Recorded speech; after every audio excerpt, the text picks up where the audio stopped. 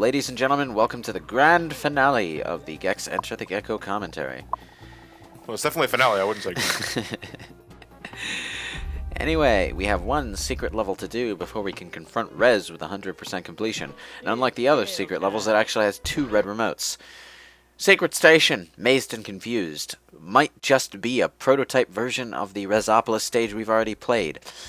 I theorize this because it's fucking awful. But it starts with this epic elevator sequence and the Welcome to Rezopolis sign, as if it's trying to be the final level. But it's a nightmare.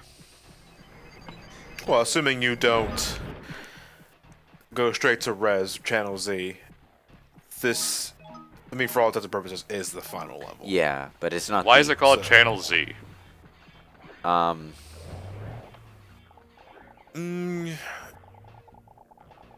Well, Z, last letter of the alphabet. Last being the key word there. I'm just talking out of my ass, you realize. Yeah, but there's channels don't have numbers. They have. What am I talking about? Channels don't have letters. They have numbers. Reminds me of that Malcolm in the Middle episode where it's just Hal and Reese sitting at the TV once they get cable and they just watch the TV Guide channel and they spend the entire episode watching it scroll up because there's too many channels. It just keeps going. Oh, that's an episode that's not gonna make sense to anybody in the modern. To kids these days, yeah. Yeah. Oh God. Oh, Having man. a TV Guide channel when you can just look at the guide on the remote. Oh man, so old-fashioned. Ah, man. Remember TVs with dials? I do. Do I have to? Barely, but I do. Mm-hmm. I had a TV with a dial at least until I was 8 years old. It's funny how they always the phrase "don't touch that dial" just became common usage, even after buttons became a thing. I don't think they even use it anymore though, because Kids won't get it. Anybody that uses it are probably in their 30s. I mean, I So- still think kids would get it if they heard it, because it's one of those. But it's one of those things that they'd get from parodies of it, like, don't touch that dial, you've got amazing savings right now, call 1-800-ABCDEFX, or something.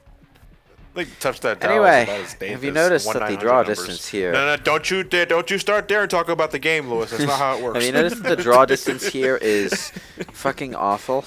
You mean it hasn't been awful this entire game? I mean, it's even more awful. You can't see 10 feet in front of you. This is intentional, as Lewis was saying earlier. It's like, ugh. It just looks ugly. It's supposed to prevent you from cheesing the maze by coming up here. They could have done that by preventing you from coming up here, but they needed a place to hide that second secret tape. You could still do it if you know the whole level. Yeah. In fact, there's a certain landmark that you should look for if you want to do that. But yeah, I got the secret tape. Yay. Alright, we get to watch Bob Berkman's escape tech now.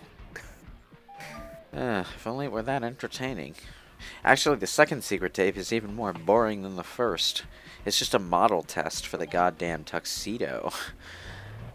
It's nowhere near as fun as all the escape tech stuff from Tony Hawk 2.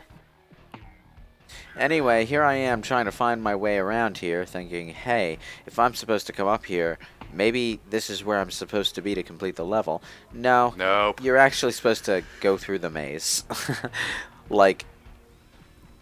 But Solve my maze. But you can actually walk around and jump around all over the top of the maze. The draw distance is just what they did to make that not feasible. You know, this is exactly what I did for all the maze shrines in Breath of the Wild. I tried doing that, but they hide all of the entrances, underneath, because they know you're going to try to do that. But the thing is, though, is that it's still much easier than doing the maze, because you just find a place that actually looks like it would lead in, drop down, and then if that's how you just climb back up and go to the other side rather than doing the actual maze. Anything's possible when you're Spider-Link. Yep. It truly, truly is. Anyway, I found my way back to where I started. So you just bite the bullet and start back from square one, or do you try to look for a shortcut? I just changed which track that I was trying to follow, because this pathway leads you to the objective that I didn't pick. Like, I don't know what's supposed to be fun about actual mazes. It is literally just trial and error. Unless if there's some sort of, like, actual logic to it.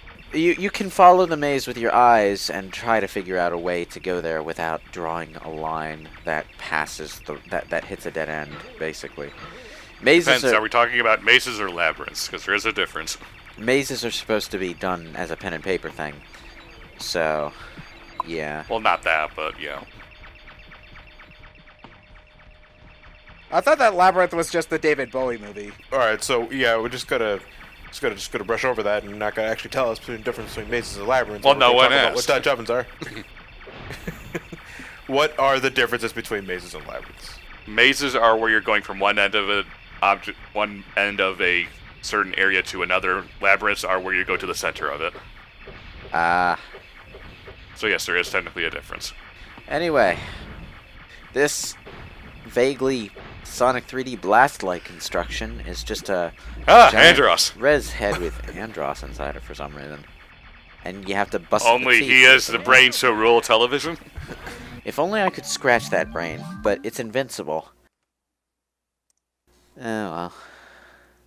Seriously, why was Andros in there? Did Miyamoto just take over the boardroom for one day or something? Lock and load, little lizard. That was it? Yeah, that was it. That was it? That was it, yeah. What? Well, I got it. It's 100% completion. Didn't say you had to like it. Now that's what I call Anyway, now to actually follow the path that I was trying to go through the first time. Past the TV forest. This is the only time I've ever seen TV actually spelled with, periods between the letters like an abbreviation should be. At some point, the English language just sort of gave up enforcing that rule. 500 channels. and Well, still I think nothing it's out. because television is not, well, nobody says television, for one. But also, it's not like television is technically one word, so. yeah, it's not like television, or even like it's got a hyphen in it or anything like that. Yeah, but when people write Not TV, DMV. they usually just write the letters T and V. They don't put a period between each letter. Yeah, because Yeah. we've got shit to do. I ain't got time for your prep. To show how lazy humans are, we have an abbreviation for the word at with 2 letters in it. What? Oh, you mean for email? The A circle thing, yeah. Yeah, I don't No, know that how the hell exists- that means. that- Can someone explain that to me? Why does that stand for "at"? I don't know. Why does the ampersand stand for and? Why does an A look like an A? It's all meaningless. It stands for at specifically because it was used for emails. For "at" things. It was used for emails. It existed before, like it's on typewriters, Emails, though. so it existed before the computer. It existed as a symbol, but it's more of a something that you Yeah, but- stick in the middle But of why does... an address. Yeah, but why does it exist in the first place? It's a 2-letter word. I just don't understand how it stands for "at." Like I can see the letter A, but the swirl around it, I don't get it. John, why does the letter A mean the letter A? It's all. I'm just saying the word "at" is 2 letters. Why do we have? I a don't have shorthand any version of basis that? for this, but it might actually just be Notepad Chicken Scratch shorthand. For a 2-letter word? Yeah. you would not have you surprise how seen- lazy people are. Have you seen how quickly doctors write their notes down? There's a reason. I would say... here's the thing. You say right, but I can't legibly read it at all, That's so... yeah, it's Chicken Scratch. And that's what I was getting at. It's not even chicken scratch, it's just wiggly lines. And also the name of our second commentary channel, for the record. Chicken Scratch Commentaries. It's all just playing Fable games in the chicken suit. I'm not. Here's the thing. Everybody knows that every doctor has terrible penmanship, but if that's the case, how did the pharmacists know what prescriptions to give everybody? Well, because they studied and interpreted the language successfully, so they know how to read it. I'm sorry, I don't read Dr. E's. Yeah. The fuck are you working at a pharmacy for?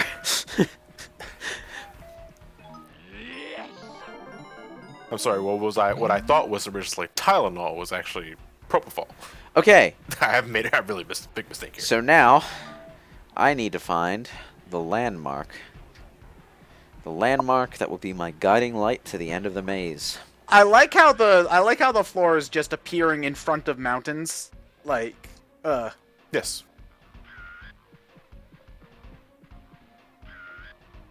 Gex, you're blind. Like, is he like farsighted or something? That would make this make sense. Nearsighted.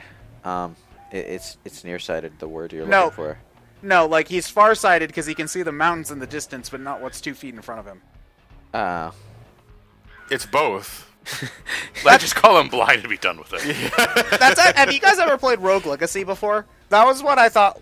I thought that was one of the funniest things in that, because in that game, every time you die, you don't get a new life with the same character. You play that character's descendants, and each one can have like a bunch of different like things, like dwarfism, giantism, and some of them are nearsighted and farsightedness. I know what you're talking about. And they have like a filter for that. Like if you're farsighted, everything near the character is blurry, everything far away is clear. So, I never did beat that game though, because it's like a procedurally generated Metroidvania, and the castle changes every time you die, and it's roguelike. yeah, it's frustrating. We all know how much you love procedurally generated stuff. Dude, the Pikmin 2 commentary hasn't even started yet. Okay, let's just wait. The only roguelike thing that I've ever gotten into is actually what I think it's called Abyss Odyssey.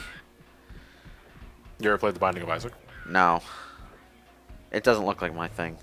I mean, it's basically Gameplay-wise, I think it's really fun. procedurally generated Zelda 1 with better control. I'm not interested.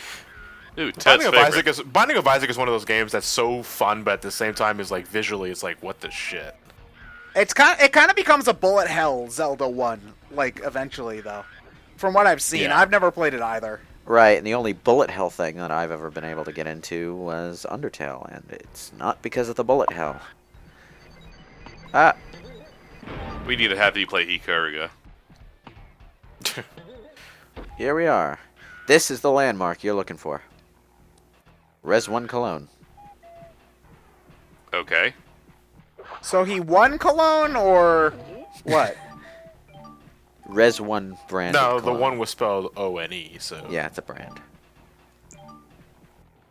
Okay, so... Here was me, thinking like a dumbass that this platform would be an elevator. No. But to be fair... It looks like one. Yeah. In fact, if this was just a set piece, it'd bother the hell out of me. Because you think it leads somewhere, but it doesn't lead anywhere. It's like the same as empty room syndrome. You're supposed Why to is this room jump empty? down into the hole. And it teleports you to the TV forest. And the platform, rather than being an elevator, is in fact the teleportation pad you land on when you jump into the They hole. could have easily fixed that by just not having the platform at all, and then when you go to the other side, it just launches you up. Yeah. Okay, so the TV forest. It's a forest of televisions on stilts. One for me and one for me. Oh, sorry, his voice is squeaky now for some reason. Is he small? No, that was just the impression he was doing for that line. Anyway, Res Oil. Because apparently Res found oil in the media dimension. Ow. This reminds me of the random ass Mario Kart signs. That like, cause suddenly like Bowser owns like an oil refinery or something. I don't know. So Rez found oil in the media dimension. Time for America to give it some freedom.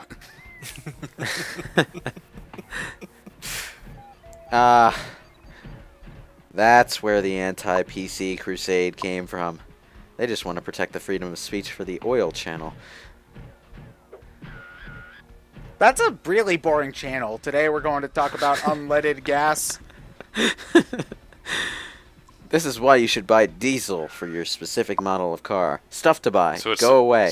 So it's the fuel channel. Does Hank Hill watch the propane show? They talk about propane and propane accessories. Okay. Okay. Yeah, that took me a few minutes to get because I don't watch. I don't watch King of the Hill. I only know King of the Hill from King of the Hill memes. Really. Yeah, same. But Babe Ruth. Yeah, that's Babe Ruth. What? Yeah.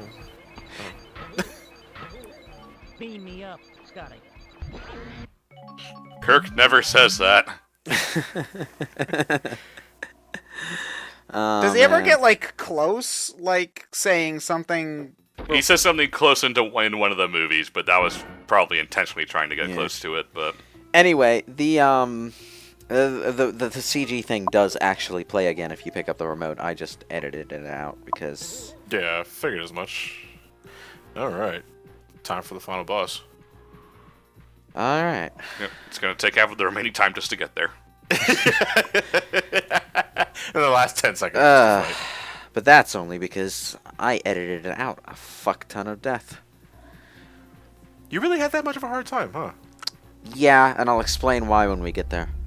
Okay. Well, this isn't just a one-time thing, because I remember you talking about this way before you recorded the commentary, that the final boss tends to give you shit. The final boss for Gex 2 is good until a specific point, at which point it becomes the bane of my fucking existence. Defeat Rez in the final battle. Now, there are two reasons that this is frustrating. One is the amount of times I die at the end. The second is this. 69 lives. Oh, they make you go up the elevator every time? Yeah. Yeah. I love this theme though. It's like a 3-part theme for Rez. I love every single track. Yeah. Except for the cuckoos. The cuckoos aren't part of the soundtrack. Anyway, phase 1 of the final boss, and it's actually a pretty good final boss for as far as 3D platformers go. Oh, Yep. it's Spain syndrome. Get him to crash into the wall, and then whip him with your tail and knock him into the electricity. So, like every 3D platformer boss. Well, actually, okay, so Lewis is talking about the intended strat. It's very possible after you shoot the missiles, because after he shoots the missiles, he always laughs. During that time, you can run to the other side of the... and get him to fly into it, yeah. And get him to fly into the electric pillar, because he always makes a beeline to Gex directly. Yeah, I tried to do that the first time. Unfortunately, I didn't show that. If you stick inside the inner circle, like on top of that gray plating right there, you almost always have optimal position for that. It's what I always do for this fight. I never whack him into the wall. Ugh, I missed. You have such a small window to hit him, though. That's why I bother. That's why I just try to get him to fly into the electricity. Ugh, camera. Almost got me hit. Do not get hit during the first phase. I repeat, do not get hit during the first phase. Don't do it. Well, you could, but You're not going to win the second phase. Very likely not going to win the second phase if you get hit at all during that part. It's one of those final bosses, is it? Rex goes Giga Bowser, and the final hit during this phase is almost impossible. Woo. It's pretty simple shit though. He swipes his arms up to I think 3 times, depending on how many hits you take. Then he does his laser vision. Then what you're trying to do is you get him to hand pound this thing right here. Ugh. What you should be standing on top of that thing. You should be, but I'm playing with a D-pad. And you don't actually need to stand on top of it. You can hide directly in front of it or directly behind it, and he'll still hit it. To me, for the most accuracy, I always stand on top. Yeah, but like I said, D-pad. Anyway, You just did it 2 more times. the real challenge here is getting him to hit the button without taking a hit yourself. How many hits does he take? He takes 3, which is why I say don't Well, get yeah, hit 4. during the first phase. let's say if you have 4 health, you can just stand there and take the hits. Yeah, then. but if you get hit on the last hit, you're going to die. Anyway, he adds on an arm swipe and subtracts a hand slam every time he takes a hit.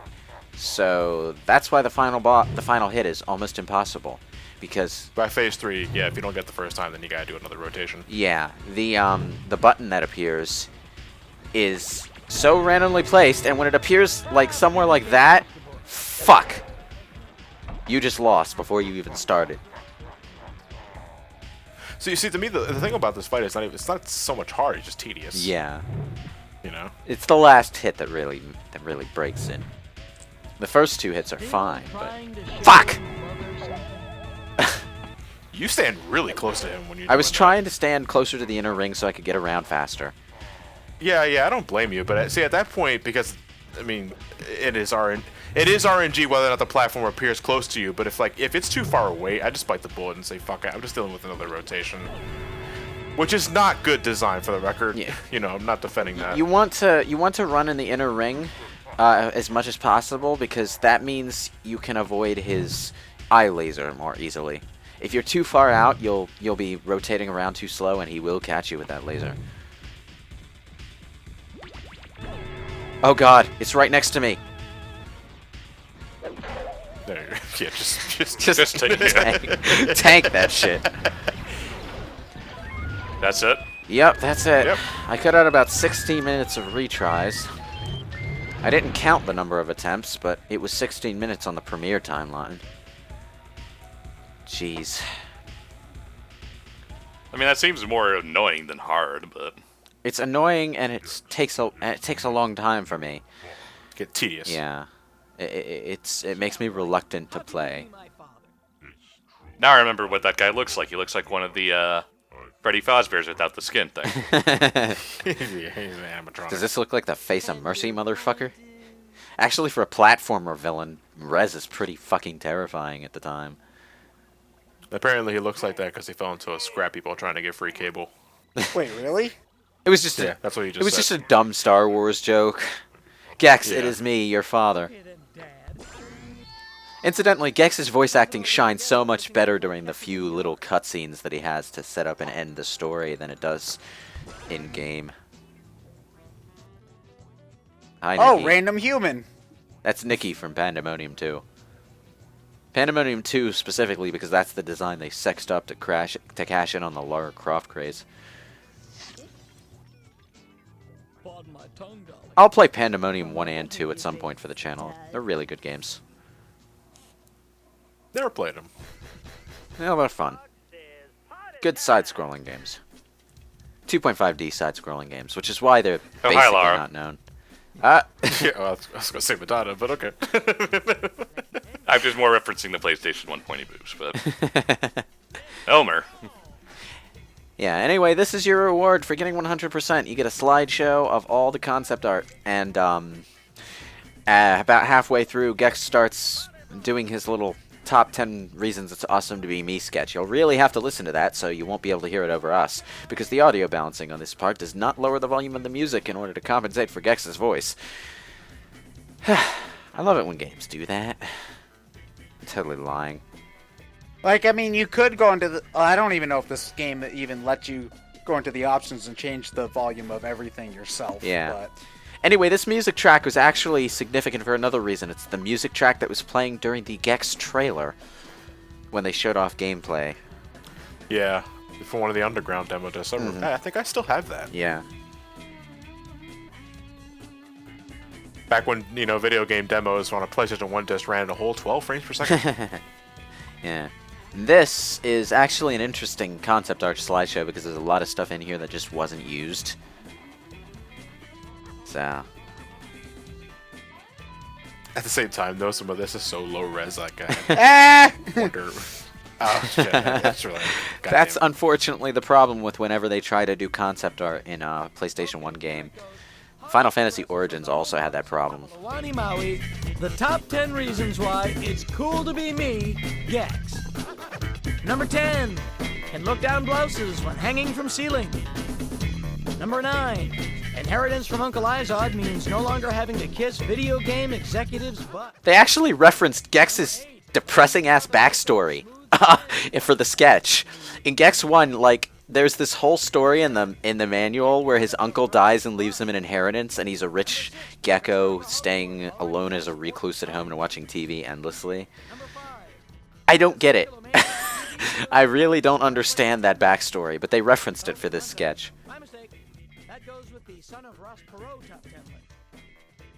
Number 4, This game's weird. Like, it looks... Here's the thing. It looks... Oh, EGM.